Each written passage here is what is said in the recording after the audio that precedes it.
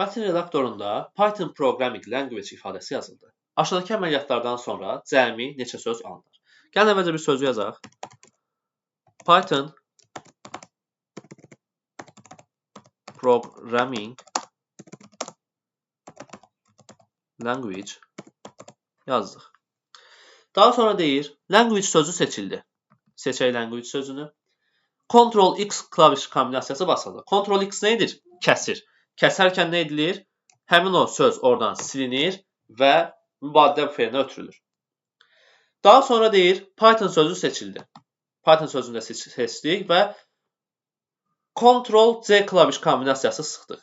Ctrl-C-ni sıxdıq. Ctrl-C nə edir? Onu mübadilə buferinə köçürür. Yəni ki, onun nüsxəsini çıxardır.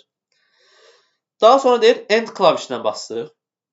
End klavişi nə edir? Kursoru sətrin ən sonuna göndərir.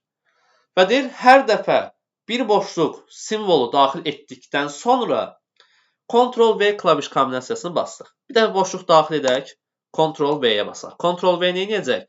Bayaq kopyaladığımız, yəni nüsxəsini çıxartdığımızı bura yapışdıracaq. Yapışdırdı. Bir dəfə də basdıq, həmin o boşluğa da elə basın. Sonra nə etdik? Ctrl-V-yə bastıq. Artıq üçüncünü də elədik.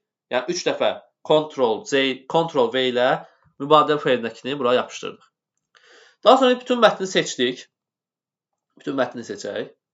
Və Ctrl-C klaviş kombinasiyasını basaq. Ctrl-C bayaq dedik. Nə edirdi? Ctrl-C bizdə bütöv seçdiyimiz hissənin nüsxəsini çıxardırdı. Deyir də Home düyməsinə basın. Home düyməsi nə edir?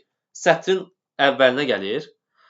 Deyir və sonra Ctrl-V klaviş kombinasiyasını bastıq. Nə etdi? Həmin o nüsxələdiyimiz, bayaq kopyaladığımız hissəni təzədən bura köçürdü, yəni ki, yapışdırdı. İndi sualımız nə idi? Cəmi neçə söz alınır? Baxıram, cəmi neçə söz alınır? İlk sətirdə 5 dənə, ikinci sətirdə yenə 5 dənə. Yəni ki, ümumilikdə neçə alınıbdır? Ümumilikdə 10 dənə söz alınıb ki, bu da bizdə Y variantına uyğun gəlir.